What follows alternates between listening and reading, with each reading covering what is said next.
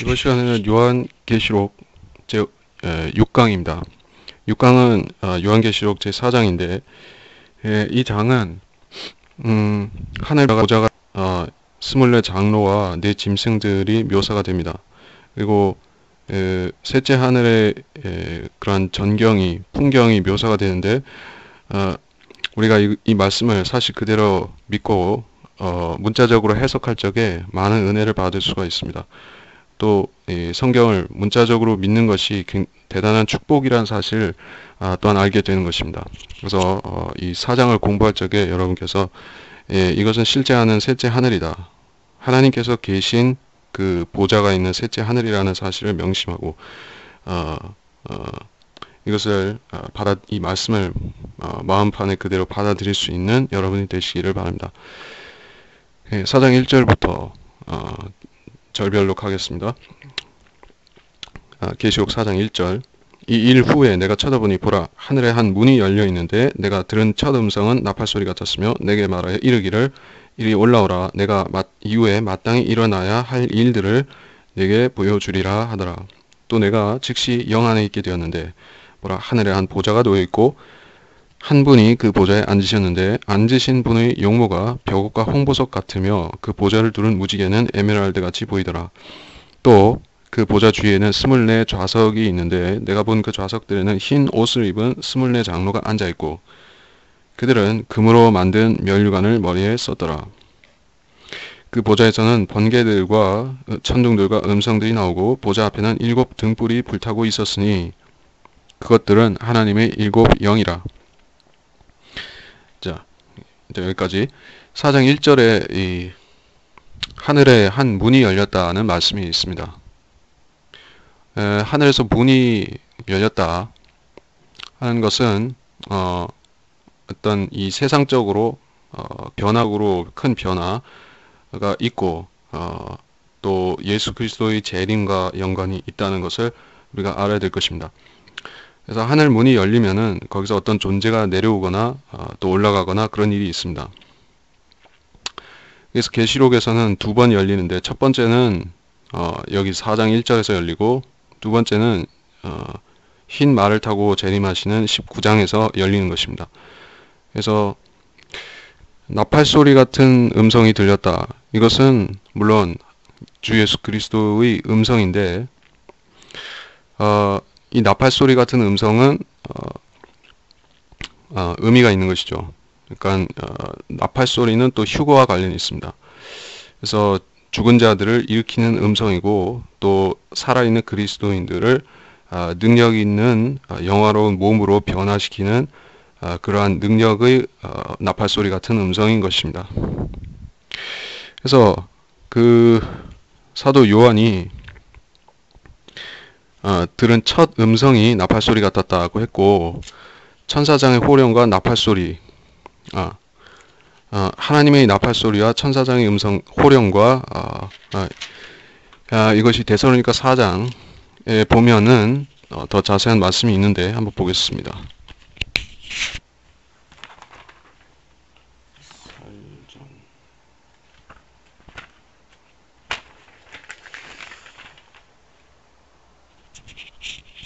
데살로니가 전서 4장 16절입니다. 주께서 호령과 천사장의 음성과 하나님의 나팔 소리와 함께 하늘로부터 친히 내려오시니 그러면 그리스도 안에서 죽은 자들이 먼저 일어나고. 그래서 세 가지로 묘사가 됐습니다. 호령, 천사장의 음성, 하나님의 나팔 소리.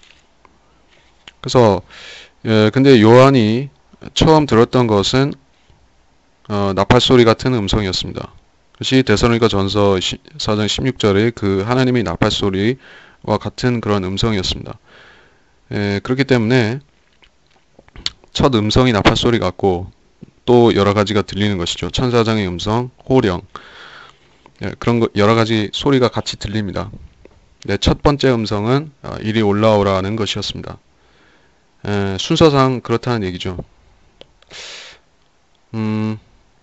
그래서 이 요한은 여기서 어떤 유형을 형성하고 있는가, 증거하고 있는가 하면은 주 예수 그리스도께서 공중 재림하실 때 그가 아직 살아있는 거듭난 그리스도인이다 하는 입장에서 1장 1 죽은 그리스도인이 아니라 죽어서 이미 하늘나라에 간 그 그리스도인, 부활하는 그 사람이 아니라 산채로 휴거되는, 몸이 변화되어 휴거되는 사람을 예표하고 있습니다. 그렇기 때문에 이리 올라오라는 음성을 바로 듣고 올라가는 것이죠. 그러니까 죽어있는 그리스도인들 같은 경우에는 먼저 몸이 무덤에서 일으켜져야만 되는 것이죠.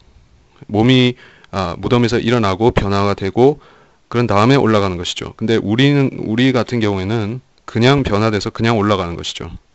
다이렉트로 그냥 우리 올라가는 것인데 다른 사람들은 이 죽은 사람들은 몸이 먼저 변화가 돼야 된다 하는 점이고 차이가 있다는 것이죠. 그래서 이리 올라오라 하는 음성, 이 성경에서 이 이리 올라오라는 이 음성이 총 3번 등장하는 것이다. 그래서 그 한 번은 잠언에서 나왔고,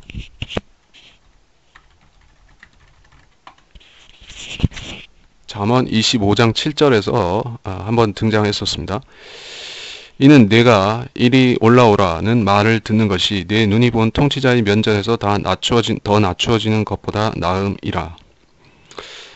잠언에서 이 이리 올라오라 하는 이 말씀은 어떤 대상에게 교리적으로 해당되는가 하면은 구약 성도들의 부활일 것입니다. 구약이니까. 그리고 계시록 4장 1절에서 이 말씀은 신약 그리스도인들한테 해당되고, 요한계시록 11장 12절에 이리 올라오라, 두 증인이 이리 올라오라는 말씀을 듣는데 그 말씀은 환난 성도들의 휴거에 해당이 됩니다. 이렇게 세 개로 구분되는데 크게 세 개로 구분된다는 것을 알아야 될 것입니다.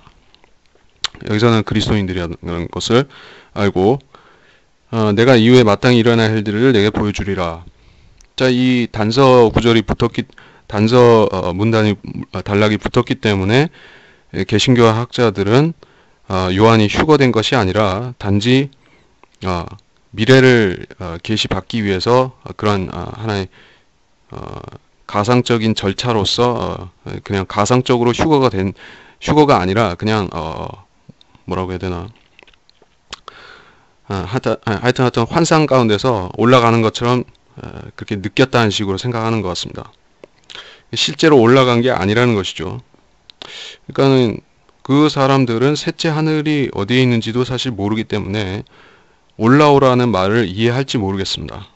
수많은 개신교인들이 셋째 하늘이 알파 드라코니스 북극성에 있는 그 방향에 우주의 북쪽에 해당하는 곳에 셋째 하늘이 위치해 있다는 것을, 또 이 우주 자체가 이 피라미드나 다이아몬드, 피라미드 두 개를 붙여놓은 그런 다이아몬드형으로 되어 있다, 이런 사실도 모르고 사는 것이기 때문에 올라간다는 말을 이해하지 못하는 것입니다. 근데 올라가는 것은 실제로 올라가는 것이에요.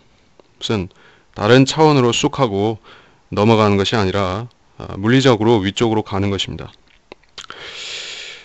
그래서 요한은 이렇게 모형적으로 휴거를 경험했습니다. 실제 휴거는 아니지만 모형적으로 경험했습니다. 이는 그가 이 12사도들 가운데서 가장 이 신약교회 가장 사랑받는 제자인 요한이 이 주님의 살과 뼈의 지체인 이 신약교회를 예표하기에 가장 적합한 사도였기 때문에 모형적으로 이런 일을 경험한 것입니다.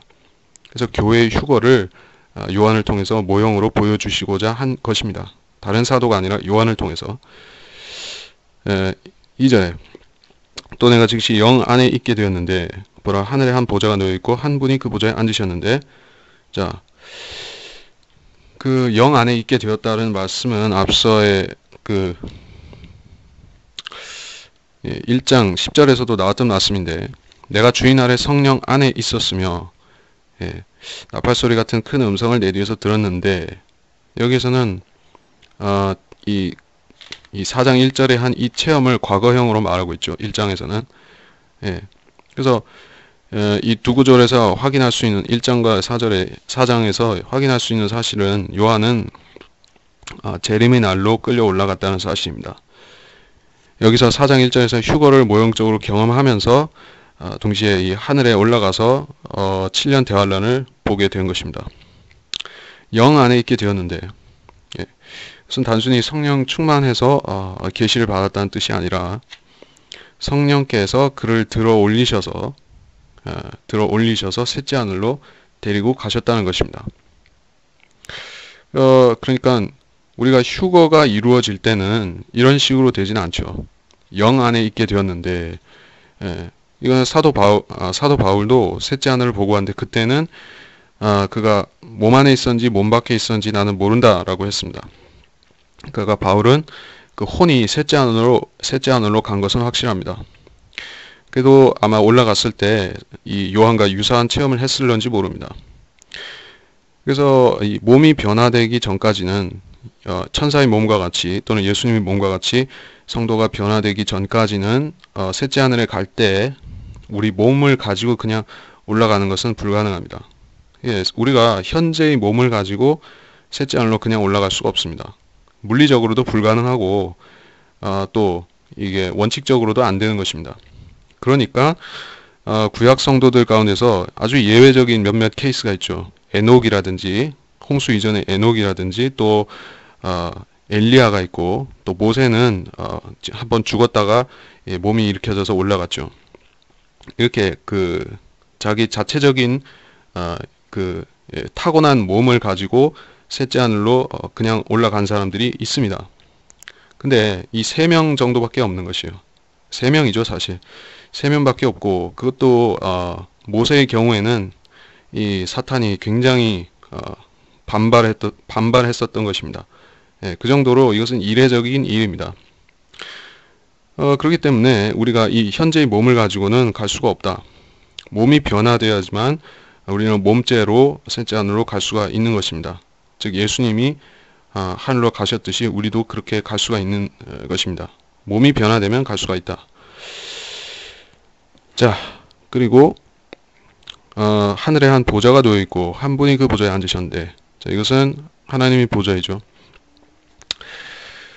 그래서 보좌에 앉으신 분은 바로 성부 하나님, 즉 하나님의 하나님의 보이지 않는 불멸하시는 그 하나님이 보좌에 앉아 계신 것을 보았습니다. 그래서 묘사가 나오는데, 앉으신 분의 용모가 벽옥과 홍보석 같으며 보좌를 두른 무지개는 에메랄드 같이 보이더라. 그래서 이 하나님의 용모, 이 하나님의 생김새는 우리가 어떻게 묘사하기가 어렵습니다. 이거는 어떤 유사한 것을 들어서 설명하겠지만 우리가 어떻게 설명하기가 굉장히 어렵죠. 벽옥과 홍보석 같고 굉장히 밝고 빛나고 그 눈을 뜰 수 없을 정도의 찬란한 광채다. 빛 자체라고 보일 정도로 그렇게 보이는데 그럼에도 그분의 어떤 형체가 있는 것이 보이는 것입니다. 사람 같은 모양이죠. 사람 같은 모양인데 전체가 빛인 것이에요. 그리고 그래서 우리 인간은 하나님의 형상대로 창조된 것인데, 즉 예수 그리스도의 모습대로 창조된 것입니다. 그리고 예수 그리스도는 하나님 아버지와 하나님 아버지의 이 영광의 본체이신 분이시기 때문에 성부 하나님께서도 사람처럼 사람처럼 형상이 보이는 것입니다. 근데 빛인 것이죠. 그리고 보좌에는 무지개가 두르고 있다. 무지개라는 것은 하나님께서 그 노아에게 대홍수를 일으켜서 다시 세상을 멸하지 않겠다고 약속하셨던 징표이기도 합니다. 은혜와 자비의 징표인데, 이 무지개는 여러분이 알다시피 빨주노초 파남보 7색깔로 이루어져 있죠. 이 7이 하나님의 숫자라는 것을 여러분은 아실 것입니다. 그리고 에스겔서에도 이 유사한 모습이 나왔었다. 제가 본문에 언급했지만 에스겔서 여러분이 보셨으면 아시는 구절이지만은 한번 보고 지나가겠습니다. 에스겔서 1장 28절.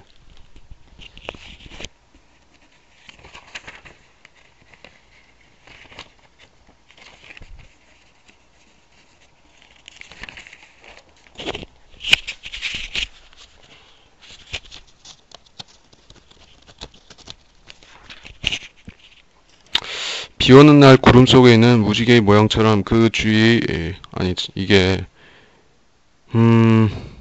26절부터는, 에스겔서 1장 26절부터 28절. 그들의 머리 위에 있는 창공 위에는 보좌의 형상이 있는데, 보좌가 먼저 나오고, 사파의 모양 같고, 보좌의 형상 위에는 그 위로 사람의 모양 같이 생긴 형상이 있더라. 사람의 모양 같이 생겼다. 그래서 어떤 이 형상이 나타날 적에는, 하나님은 빛이신데 그 빛이 형상으로 나타나면은 형상은 즉각적으로 그것이 예수 그리스도가 되는 것입니다. 예, 이것이 삼위일체인 것이에요. 아버지와 나는 하나이니라라고 예수 그리스도께서 요한복음에서 증거하셨던 것 같이 그 두 분은 그 두 인격 함께 계신 두 인격은 항상 함께 계시는 것입니다. 그래서 사람의 모양같이 생긴 형상이 있더라 하는 것은 그것이 예수 그리스도의 구약시대에 나타나신 모습이다라는 것을 우리가 알 수가 있고, 그 형상이 아담의 육신과 같은 육신의 모양으로 우리한테 나타나셨을 적에 인자가 된 것입니다. 인자가 되기 전에는 이런 단지 사람처럼 보이는 어떤 형상이었던 것입니다. 형상인데 어떤 유령 같은 것이 아니라 실체가 있는 형상이죠. 하늘의 몸을 가지셨었죠. 그러다가 이 땅에 오시니까는 사람의 몸을 입으신 것입니다. 지금도 부활하셨는데 사람의 몸을 입고 영광스러운 몸을 입고 하늘에 또 계신 것입니다. 그래서 그런데 하나님의 본체이신 성부 하나님은 여전히 이런 보이지 않는 형상을 갖고 계신 것입니다. 보이지 않는 형상이라는 말이 좀 모순되지만은 어떤 빛이신 형상을 갖고 계신 것입니다. 그리고 4절에서 또 그 보좌 주위에는 24좌석이 있는데 내가 본 그 좌석들에는 흰옷을 입은 24장로가 앉아있고 그들은 금으로 만든 면류관을 머리에 썼더라. 24좌석이 있다. 이 좌석들에 앉은 24장로가 누구인가 한 것에 대해서는 어떤 교리를 정립할 수는 없습니다. 그런데 이들이 천사가 아닌 것은 확실하고 어떤 성도들인데, 성도들이라고 하면은 구약 성도나 신약 성도나 아니면은 환란 성도나 유대인이거나 아니면 이방인이거나 뭐 그렇습니다. 그래서 이 숫자를 볼 때 구약 성도 12이 대표하는 12이나 아니면은 신약 성도를 대표하는 12이 합쳐져서 24이라고 보는 게 뭐 가장 자연스럽다는 것입니다. 근데 이것에 대해서 뭐 상징적인 해석을 많이 들이대면서 하는데 정확한 것은 없습니다. 그러니까 우리가 그게 누구인지를 우리가 꼭 알아야 될 필요는 없다는 것입니다. 그래서 이 사람들은 교회 시대 성도들이 하는 모습하고 같이 흰 옷을 입고 있고 또 면류관을 머리에 썼는데, 이것은 우리가 면류관을 받게 되는 그 그리스도의 심판석과도 관련이 있을 것입니다. 그래서 요한이 올라갔을 적에 이들은 이미 있었습니다. 그래서 이 24장로들이 이때, 그러니까는 7년 대활 다니엘 70째 주가 시작되는 그때, 즉 그 교회가 휴거되는 때부터 짠 하고 24장로가 생겨난 게 아니라고 하면, 그들이 그 이전부터 쭉 있어 왔다고 하면, 지금도 있고 있을 것이라고 하면 그들은 지금 휴거된 그 성도들은 아니겠죠. 이미 있는 성도들인데, 그렇기 때문에 이들이 정확히 누구인가, 사도들인가 아니 누구인가에 대해서는 우리가 여지를 남겨놓는 것입니다. 알 수가 없다. 5절에 그 보좌에서는 번개들과 천둥들과 음성들이 나오고 보좌 앞에는 7 등불이 불타고 있었으니 그것은 하나님의 7 영이라. 보좌 앞에 7 등불이 의미하는 것은 기본적으로 성령인데, 왜 그런가 하면은 이사야서 11장 2절을 참조하라 했습니다. 그러면 이사야서 11장 2절을 한번 보겠습니다.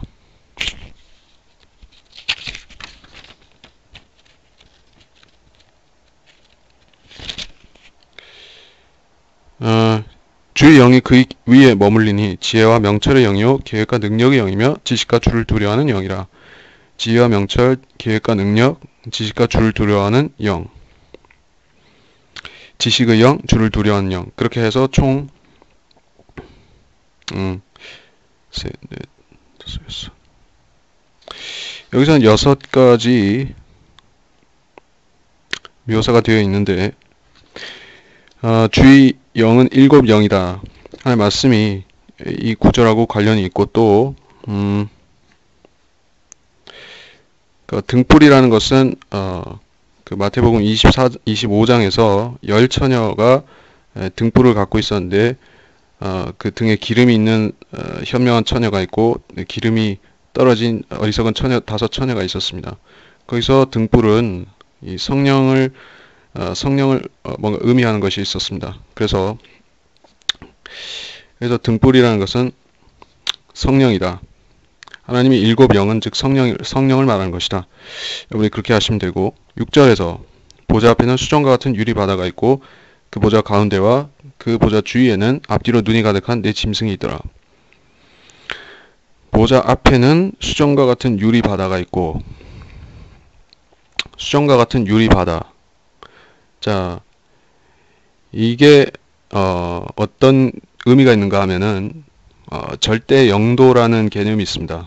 그래서 이 유리바다를 통과해서 위로 올라가게 되면은 거기는 시간이 정지해 있습니다. 시간이 정지해 있다. 영원이다 라고 말하는 것입니다. 하나님께서 계신 곳은 영원입니다. 그래서 거기는 시간이 안 흐른다는 것은 우리가 다 정지해 있다는 뜻이 아니라 어떤 그 노화되거나 혼란이 생기거나 뭐 또는 이 현 세상에서는 이 원자들이 그 계속해서 핵 분열을 하죠. 그리고 그 붕괴가 일어납니다. 원소들이 붕괴하고 계속해서 그 엔트로피 증가라고 말하죠. 혼란이 증가하는 것입니다. 그래서 계속해서 무질서해져 가고 있다. 우리가 그렇게 설명합니다.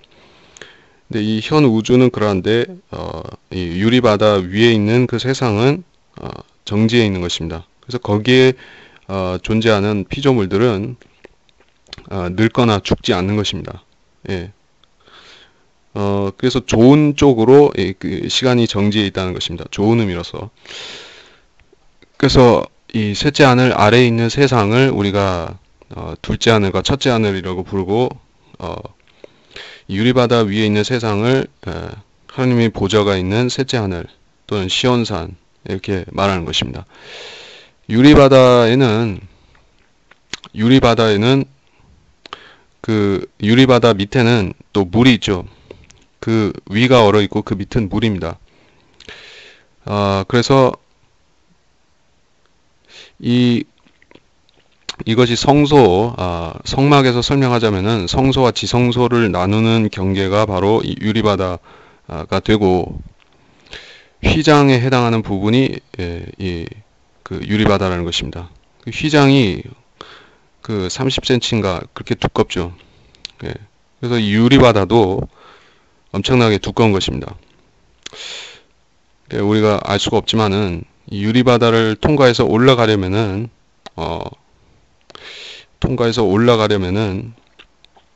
하나님께서 용인해 주셔야만 올라갈 수가 있는 것이다. 그냥 올라갈 수가 없습니다. 그리고 이 유리바다는 지금 통과할 수 있게끔 열려 있다 하는 사실입니다. 그러니까 원래 문들은 원래 있었지만 그 문들은 구약 시대에는 최대 3번만 열렸었던 것이죠. 에녹이 올라갈 때 한 번 열렸었고 모세 엘리야가 올라갈 때 또 한 번씩 열렸었고 그러다가 주님께서 부활하시고 구약 성도들 중에 어떤 자들을 부활시켜서 데리고 올라가시면서 그때 또 열렸었습니다. 초림 때 주님 부활하신 다음에 한 번 열렸었고 그 뒤로는 안 열리고 있습니다. 지금은 그러니까 우리의 구원받은 사람의 혼이 올라가죠. 셋째 하늘로. 혼이 올라갈 적에는 이 문이 열릴 필요는 없습니다. 무슨 말인가 하면 혼은 그냥 통과할 수가 있습니다. 지옥 같은 경우에는 그러니까 무슨 개념인가 하면은 지옥 같은 경우에는 그 실제적인 문이면서 또 영적인 문인 것이에요. 근데 하늘 문은 또 실제적인 문이면서 영적인 문인데 우리가 이 혼이라는 것 자체는 이 셋째 하늘에 갈 때는 우리가 통과해서 올라갈 수 있다는 것입니다. 근데 이 문이 그리스도인들을 부활한 그리스도인들을 받아들일 때 그때 열리는 것입니다. 육신을 가진 그리스도인들이 영적인 몸으로 변화되어서 올라갈 때 이 문이 열릴 것입니다. 자, 내 짐승을 묘사하고 있는데요. 상당히 놀라운 모습을 하고 있습니다. 그러니까 이 짐승이 실제로 사람 키만한 것인지 그보다 훨씬 더 큰 것인지는 알 수가 없습니다. 근데 훨씬 더 클 가능성이 큽니다. 하나님의 보좌가 얼마나 큰지 우리는 알 수가 없습니다. 그게 에베레스트 산 정도 높이라고 해도 우리가 반박할 수는 없는 것이에요. 그러면 그 짐승들은 대단히 클 수도 있습니다. 그걸 알아야 되고, 첫째 짐승은 사자 같고, 둘째 짐승은 송아지 같으며, 셋째 짐승은 사람과 같은 얼굴을 가졌고, 넷째 짐승은 날아다니는 독수리 같더라. 네 짐승들은 각각 자기 주위에 6개의 날개를 가졌고, 안쪽에는 눈들로 가득하더라. 또 그들은 밤낮 쉬지 않고 말하기를 거룩하시도다 거룩하시도다 거룩하시도다. 전에도 계셨고 지금도 계시며 앞으로 오실 전능하신 주 하나님이여 하더라. 이 네 짐승들은 그룹들인데 에스겔서에 나타났던 그 묘사하고는 약간 차이점이 있습니다. 거기서는 황소였는데 둘째 짐승이 황소였는데 여기서는 송아지가 되었습니다. 이게 무슨 말인가 하면은 그러니까는 그 에스겔서에서는 이 그룹들이 주님과 함께 내려왔죠. 이 땅으로 내려왔을 때는 황소였고 셋째 하늘에 머물러 있을 때는 셋째 하늘의 보좌가 머무르고 있을 때는 거기서는 송아지다. 그런 차이점이 있습니다. 그래서 이것들이 각각 의미하는 바는 사자라는 것은 야생 동물이죠. 이 지상의 맹수들 중에서 왕이라고 불리죠. 그러한 제가 이 본문상에 이 짐승들의 의미를 제가 확실하게 설명 안 했는데 그래서 설명하겠습니다. 그래서 이 황소, 송아지 이런 것은 길들여진 가축이다. 그리고 사자는 지상의 생물들 중에서 야생 포유류다. 해석할 수가 있습니다. 그리고 독수리는 날아다니는 맹금류, 육식 조류죠. 그리고 사람과 같은 얼굴. 이 사람은 말 그대로 사람. 그래서 여기에서 주로 묘사된 것들은 지상생물 아니면은 조류인 것이죠. 빠진 것은 바로 바다에 사는 뭐 고래라든지 어류 아니면 뭐 바다 파충류, 양서류 이렇게 물에 사는 생물들은 다 빠졌습니다. 그것들을 대표하는 존재가 빠졌습니다. 왜 빠졌을까? 이것이 사탄이 바로 이 용이라는 것과 관련이 있는 것입니다. 용은 바다에 살죠. 바다에서 나오고 바다에 살죠. 그리고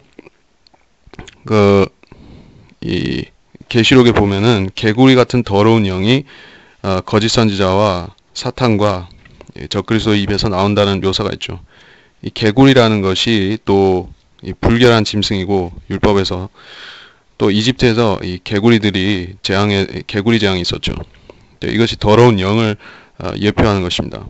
그래서 물에 사는 짐승은 사탄하고 관련이 아주 많다 하는 것이고, 그렇게 보면은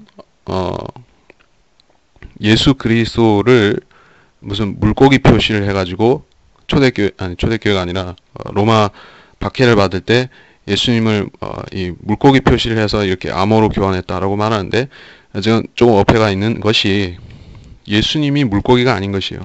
예수님은 물고기가 아닙니다. 그러니까 죄인들이 물고기인 것이에요. 왜냐? 마귀 자식들이니까. 예, 어류로 묘사할 수가 있겠죠. 물고기다. 그래서 구원받는다는 것은 마치 이 물고기 같은 이 죄인들을 이 복음을 통해서 이 셋째 하늘로 낚아 올리는 것과 같은 그런 고기잡이와 같은 것이죠. 예. 고기잡이로 이 복음을 이 어부가 고기잡이 하는 것으로 이 복음 전파를 많이 묘사를 하는데, 그것은 실제적인 의미가 그렇게 있는 것입니다. 죄인들은 마치 물고기와 같다. 물고기가 물 밖으로 나와서 살 수가 있습니까? 예, 살 수가 없죠. 죽을 수밖에 없는데, 그러면은 본질이 변화가 돼야 됩니다. 물고기가 물고기로 남아있으면 안 되고, 그 지상에 살 수 있는 체질로 바뀌어야지 살 수가 있죠. 예. 그러니까는 거듭난다는 것은 우리 본질이 변화가 돼야지 하나님 나라 안으로, 영적인 하나님 나라 안으로 들어가서 우리가 살 수가 있는 것입니다. 죄인인 그대로는 불가능한 것입니다. 구원받지 못한 상태에서 이 혼이 구원을 받고 영이 거듭나야지만 우리가 하나님의 아들의 형상으로 변화되는 것입니다.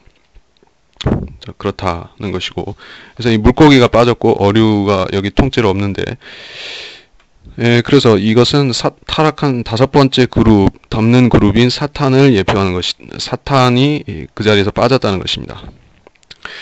네 짐승들은 자기주위에 6개의 날개를 가졌다.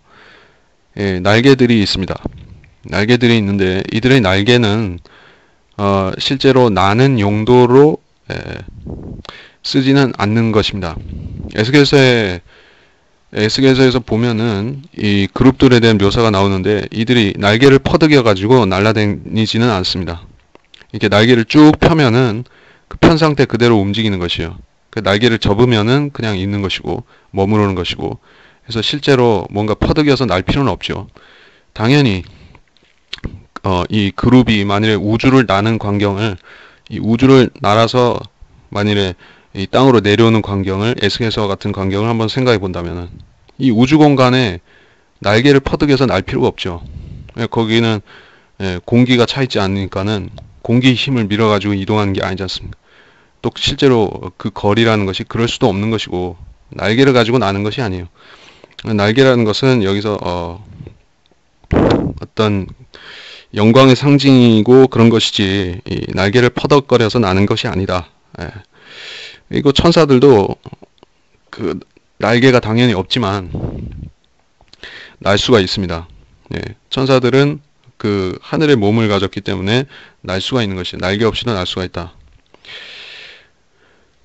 그 날개 가진 존재들은 스랍이나 그룹 아니면은 어떤 마귀들이 날개가 있다. 우리가 알 수가 있습니다. 그래서 마귀들은 날개 같은 것이 있는 것이에요. 공중의 새로 비유가 되곤 하죠. 왜 마귀들은 날개가 있을까? 날개가 있을까? 우리가 의문이지만은 확신은 알 수가 없습니다. 하나님의 아들들이 날개를 가졌었던가, 그렇게 생각할 수도 있겠지만, 그렇다면 그 창세기 1장 1절과 2절 사이에 타락했던 그 하나님의 아들들, 지금은 마귀들이 된 그 존재들이 날개가 있었을 수도 있죠. 나중에 생긴 게 아니라면은 그러한 영적 존재들이다라는 것입니다. 그래서 그룹들은 날개를 가졌다. 안쪽에는 눈들로 가득하더라. 이 눈들이라는 것은 이들이 하는 역할에 대해서 우리가 짐작해 해주는 것입니다. 그러니까 이 지상에 그 인간이 아닌 다른 생태계의 다른 생물들, 육상 생물들, 조류들, 뭐 이런 것들은 자기 스스로 지각이 있어서 그 사람이 하듯이 하나님께 경배드리거나 또 말씀을 믿거나 깨닫거나 이런 것을 하지 못하죠. 근데 주님께서는 이 존재들을 통해서 사람들한테 교훈을 주시거나 이 사람들을 관찰하시거나 사람들한테 뭔가를 행하실 때 유용하게 사용하시는 것이죠. 발람이라는 메소포타미아의 그 거짓 선지자를 질책하실 때도 이 나귀를 사용하셨던 것을 우리가 보게 됩니다. 그 주님께서 이 나귀에게 입을 열게 하시니까 이 나귀가 짐승도 혼이 있기 때문에 입이 열리게 하면 또 말을 하는 것입니다. 그렇게 이 거짓 선지자를 책망했듯이 이 생물들은 주님께서 다 사용해서 역사하실 수가 있습니다. 사람한테 도움을 끼치거나 심판하거나 하는 일에 쓸 수가 있습니다. 이제 이집트의 10가지 재앙들도 보더라도 그러하고 메추라기를 광야의 백성들에게 내리셨을 때도 그러했었고 그런 수많은 사례들이 있습니다. 그래서 이 네 짐승이 예표하고 있는 것은 이 지상에 있는 모든 혈육을 가진 그런 생물들, 사람을 포함해서 그러한 생물들 전체가 하나님께서 그들을 빠짐없이 돌보시고 관찰하시고 또 사용하고 계시다는 사실을 우리한테 상기시켜 주는 것입니다. 이 세상이 하나님 말씀대로 창조되었고 하나님 말씀대로 운행되고 있다는 그러한 확증인 것입니다. 그래서 우연히 생겨난 것은 없고 하나님께서 처음부터 계획하셨거나 하나님께서 그렇게 그런 모양으로 만드셨기 때문에 그 사자는 사자처럼 생겼고 소는 소처럼 생겼고 사람은 사람처럼 생긴 것이에요. 그 생김새를 하나님께서 정하신 것이지 누가 마음대로 바꾸는 것이 아닙니다. 9절에 그 짐승들이 8절에서 그래서 이 짐승들이 찬양을 하는데 희한한 것이죠. 짐승이 어떻게 찬양을 할 수 있을까? 이 4개의 얼굴을 가졌고 또 사자처럼 생기고 독수리처럼 생기고 또 송아지 같이 생긴 이 짐승이고 이 짐승이라고 할 때는 보통 사람하고 구별할 때 말하죠. 지각이 없는 짐승과 같이라는 말을 쓸 때도 있고 그래서 짐승이 지각이 있어서 말한다는 것은 굉장히 이해하기 어려운 일이죠. 근데 이해하기 어렵다고 해서 이해를 포기하면 안 되는 것입니다. 성경에서 이렇게 말씀했으니까는 찾아보고 깨달을 수가 있어야만 알 수가 있어야만 됩니다. 뱀이 창세기 2장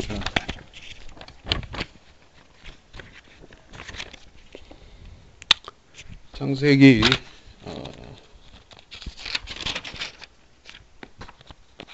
3장에서 창세기 3장 1절에서 뱀이 여자한테 가서 말을 했죠. 이 뱀이 천사의 모양으로 나타났다라고도 얘기를 하지만 어쨌든 이 짐승 가운데 하나로서 간주가 되고 있습니다. 들의 짐승들 가운데 하나였었던 것이에요.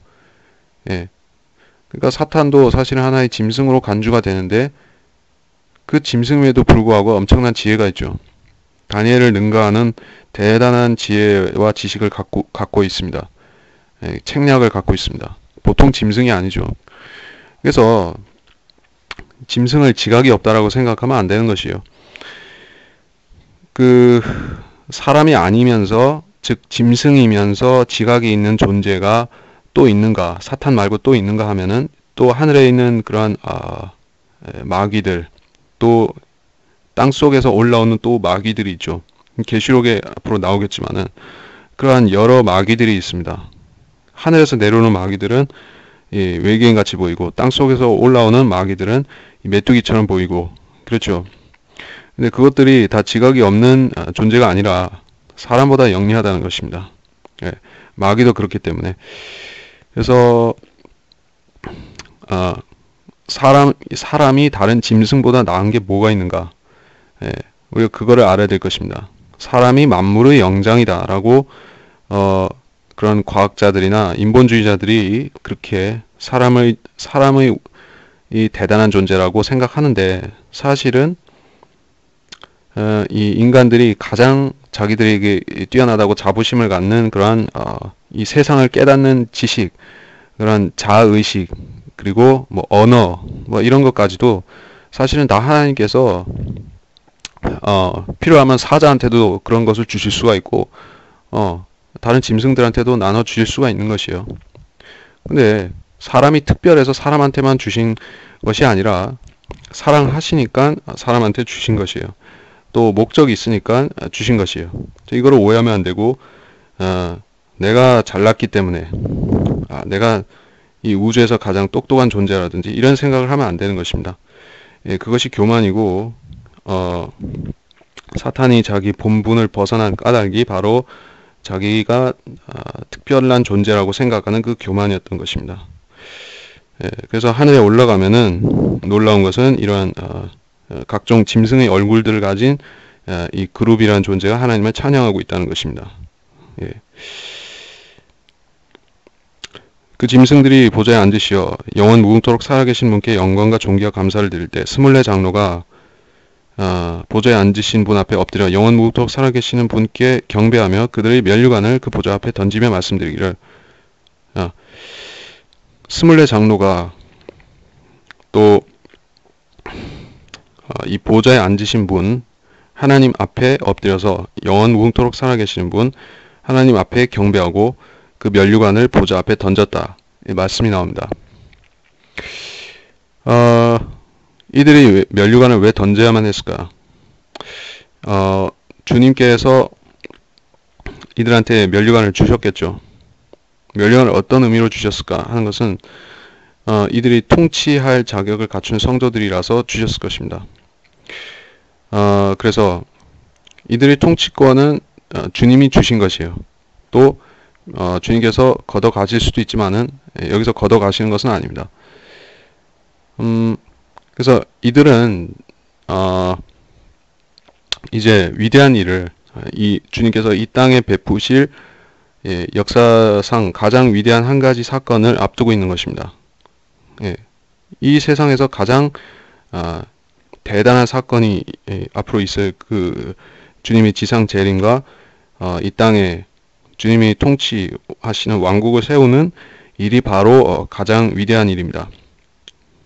인류 역사에서 가장 위대한 사건이 일어나게 되는데 거기에서 이 사람들은 이 24 장로라는 사람들은 거기서 한몫하게 될 것이죠. 주님께서 통치하시면 이들도 함께 통치하고 주님께서 철장으로 다스리시면 이들도 그렇게 하고 자 그런데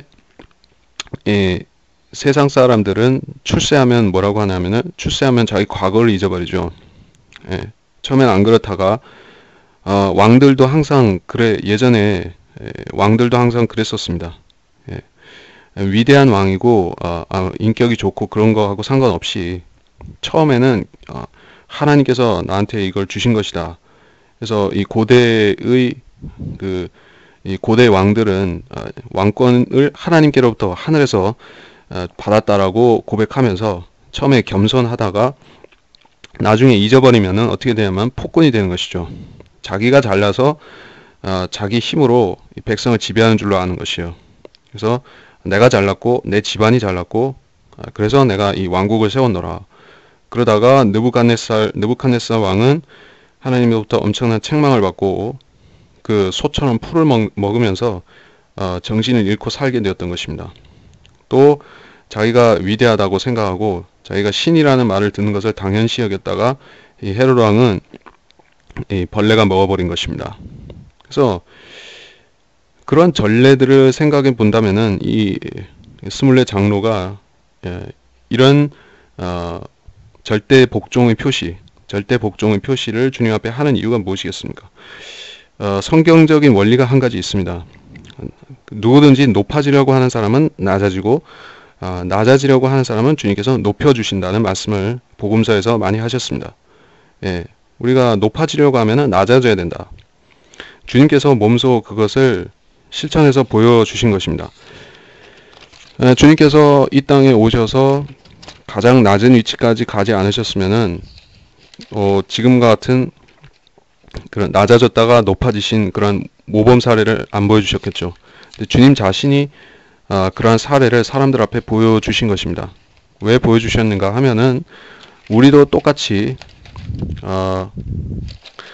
그런 것을 추구하라는 것입니다. 사람들은 먼저 높아지기를 원한다. 대부분의 사람들은 인내심이 적기 때문에 자기가 낮추어지면은 굉장히 초조해야 하는 것이죠.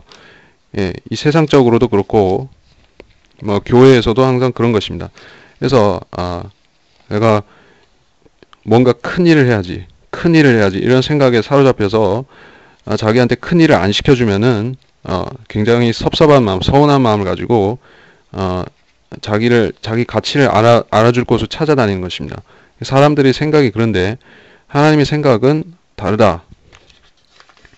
어떻게 다른가 하면은 하나님께서는 그런 대단한 사람이 되고 싶어하는 사람들을 취급하시는 것이 아니라 자기가 아무 가치가 없다고 생각하는 사람, 자기가 낮은 위치에 있다고 하는 사람을 들어서 쓰신다는 것입니다. 그것이 주님께서 우리한테 이 생에서 보여주시는 교훈 가운데서 제일 중요한 교훈입니다. 주님이 생애에 나타난 교훈, 그리고 우리한테 말씀하신 것 중에서 가장 중요하다. 제가 그래서 빌립보서를 인용하려고 하는 것입니다. 빌립보서 2장 5절, 5절로 읽겠습니다. 빌립보서 2장 5절로부터 너희 안에 이 생각을 품으라. 곧 그리스도 예수 안에도 있는 생각이라. 그는 하나님의 형체로 계심으로 하나님과 동등하게 되는 것을 탈취라 생각지 아니하셨으나 오히려 자신의 영예를 버리고 종의 형체를 입으시어 사람들의 모습을 취하셨느니라. 그리하여 사람과 같은 모양으로 나타나셔서 자신을 낮추시고 죽음에까지 순종하셨으니 십자가의 죽음에까지라. 이로 인하여 하나님께서는 그를 지극히 높이시고 모든 이름 위에 있는 한 이름을 그에게 주사 하늘에 있는 것이나 땅에 있는 위에 있는 것이나 땅 아래에 있는 것이나 모든 무릎을 예수의 이름에 꿇게 하시고 모든 혀가 예수 그리스도를 주라 시인하여 하나님 아버지께 영광을 돌리게 하셨느니라. 자, 본문 해석을 하진 않겠지만 여러분이 순서를 알 수가 있죠.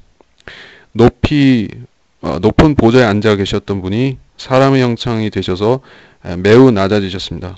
그리고 결국에는 사람의 형상도 아니라 벌레가 되셨습니다. 종의 형상이었다가 벌레같이 되신 것이죠. 그랬더니 주님께서 다시 영광을 회복하시고 만물이 그 주님 발에 복종하게끔 복종하게끔 지금 준비해 놓으신 것입니다. 앞으로 그렇게 될 것인데 마찬가지로 우리도 지금 왕처럼 다스리려고 하면은 곤란한 것이고 또 자기가 지금 모든 것을 다 은혜든 성도로서 받는 것 외에 세상적으로 지금 다 받고자 하면은 이 영적인 것을 놓치고 살 수밖에 없습니다. 그래서 이 스물네 장로는 우리한테 주는 교훈이 그것이죠. 여기서 말씀하시듯이 오 주여 주께서는 영광과 존귀와 권세를 받으시기 합당하니 주께서 만물을 창조하셨고 만물이 주의 뜻대로 있고 또 창조되었기 때문입니다. 그래서 주님께서 창조주이심을 시인했습니다. 이것은 아주 중요한 신앙 고백인 것이죠. 우리가 거듭난 것은 하나님께서 우리가 거듭났고 하늘의 유업들이나 또 통치권이나 이런 것들을 받게 되는 것은 하나님께서 만물을 창조하지 아니하셨다면은 이런 일이 없었겠죠. 또 만물을 지속하게 하지 않으셨다면은 과거에 언제 하나님께서 노아의 8 식구를 남겨놓지 않고 다 없애버렸으면 우리가 없었겠죠. 또 주님께서 어떤 화가 났을 때 인류를 다 멸하시려고 하면은 지금 우리가 남아나지 않았겠죠. 그러나 주님께서는 오래 참으시고 또 지금도 참아주시는 이유가 바로 이런 사람들을 낳으시기 위한 것이죠. 예. 이 가장 위대한 통치권을 받았으면서도 주님 앞에 자기는 아무것도 아니라고 그렇게 고백할 수 있는 그러한 신앙을 소유한 사람들, 24 장로 같은 사람들, 또 그리고